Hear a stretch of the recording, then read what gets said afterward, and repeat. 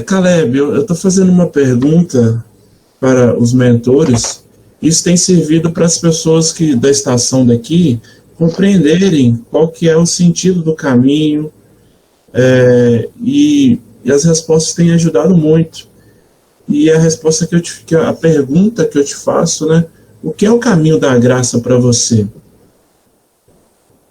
Então, Emerson, o caminho da graça, para mim, ele tem dois significados, né? Dois tipos de significados, pelo menos para mim.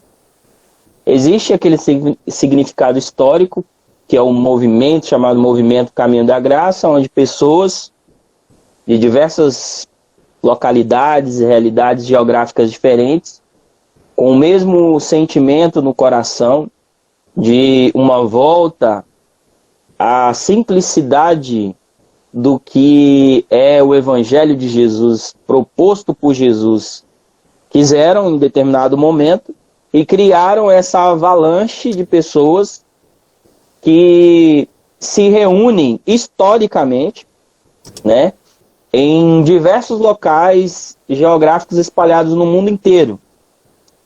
Entre eles aqui em Rio Verde, né, e em Sete Lagoas. Isso é um movimento chamado Movimento Caminho da Graça, um movimento histórico que aconteceu e que vem acontecendo, certo?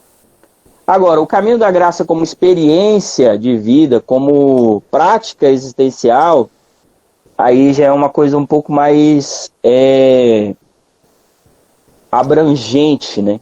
Ela não se limita a determinadas realidades geográficas, físicas, nem nada disso. Porque ela acontece numa dimensão que a natureza da coisa é mais profunda, é mais existencial, é mais essencial na vida da gente. Então, o caminho é um caminho de consciência, de entendimento, de compreensão acerca de determinadas coisas e, acima de tudo, de ser um caminho de consciência, um caminho de prática existencial dessa consciência, né? Então, para mim, pelo menos, são esses dois significados básicos que quem dá de cara com o movimento, com o movimento histórico, geralmente é porque está ansiando por algo mais profundo, por algo mais como é que eu posso dizer para vocês? Mais profundo mesmo, mais de uma natureza mais de querer mais de Deus, de querer mais da existência, né? De não ser simplesmente algo teleguiado,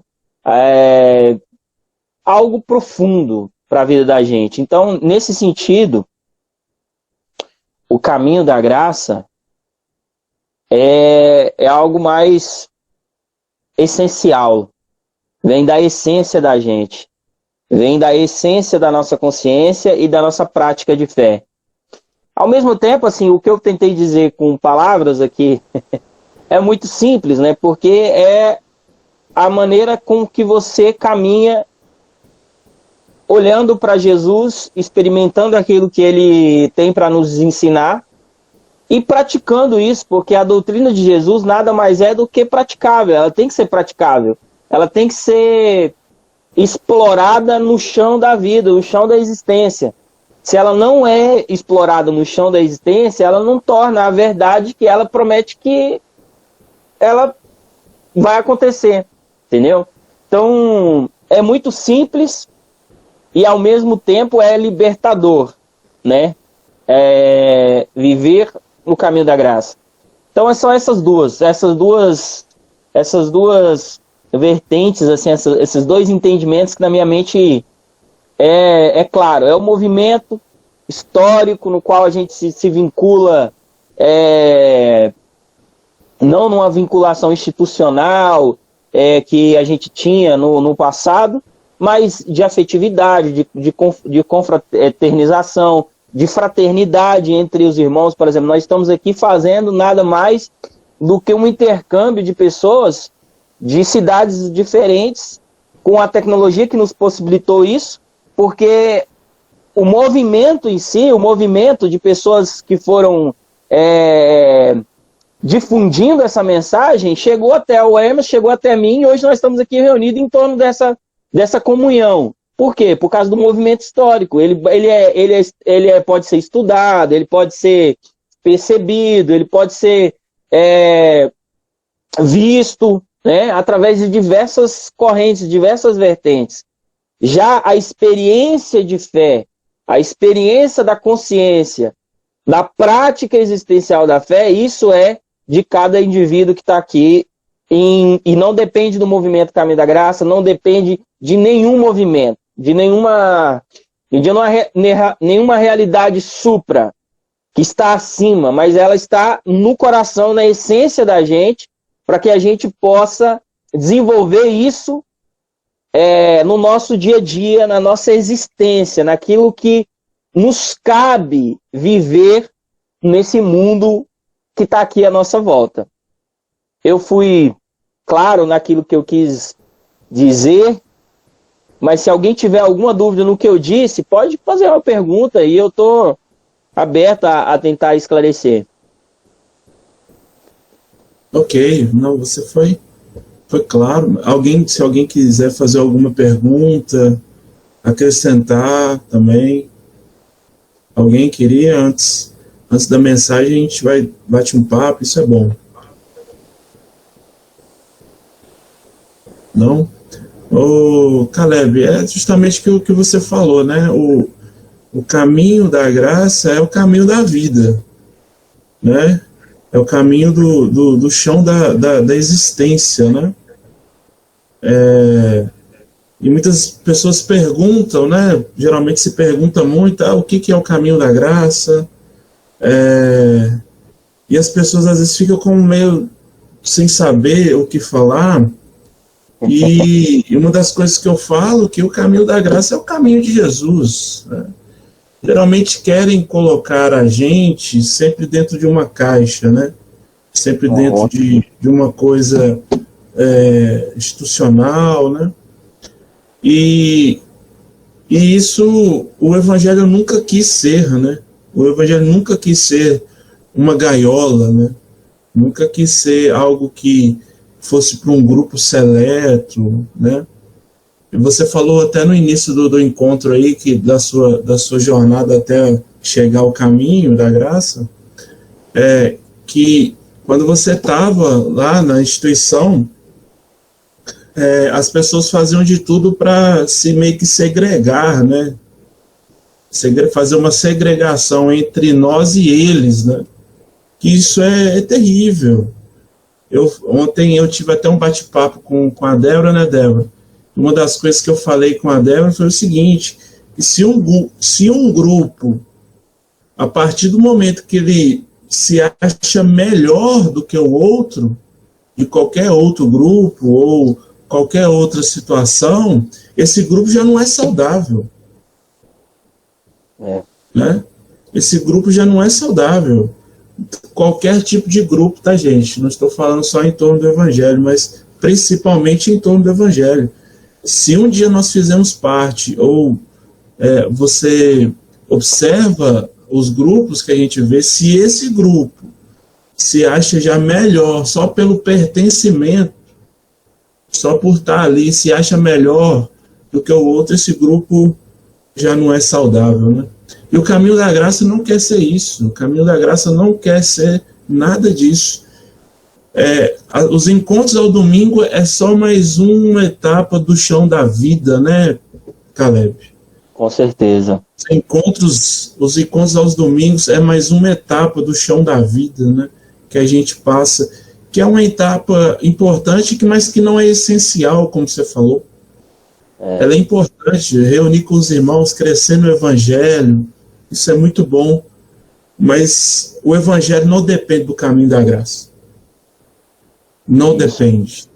A salvação não depende do caminho da graça. A essência é Jesus, a essência, o meu tudo, né? Ele é a essência. As reuniões são importantes. E se eu tenho consciência de que é bom, eu participo. De que vai ser bom para mim, que eu vou estar crescendo no Evangelho, em maturidade, que eu vou estar congregando com os irmãos e a gente vai crescer junto, porque o Humberto fala uma coisa e me ajuda, né? O Tiago fala uma outra coisa e me ajuda. A Ilane fala uma coisa e nos ajuda. Eu falo, eu ajudo o Caleb. Então, essa engrenagem é muito perfeita. Por isso é que é importante, mas a essência é Jesus, né? E tem uma dimensão que o grupo, pelo menos aqui para a gente tem tido essa experiência, que o grupo ele consegue realizar determinadas coisas que eu sozinho não consigo, né? Quando você parte para ajuda assistencial, por exemplo, de alguém que está com alguma dificuldade, e você tem forças de mais pessoas, de mais mãos trabalhando, você consegue dar condições para aquela pessoa que está necessitada melhor, né? Então, esse é o sentido do grupo, teoricamente falando. Esse é o sentido da aglomeração das pessoas. É a gente se fortalecer uns aos outros, como você disse, e na falta, na ajuda, né, de alguém, você ser mais assertivo e ser melhor, mas nada impede de você mesmo, na sua caminhada, fazer as suas inserções que você gosta de fazer. Porque isso tem a ver com a prática, como eu disse, a prática do coração, né? Está muito focado naquilo que é interno, naquilo que é essencial, naquilo que a gente está dentro da gente, né? Certeza. O caminho da graça é para os doentes, né? Quanto mais eu me sinto doente, mais eu preciso dos irmãos, né? Mas eu preciso desse crescimento.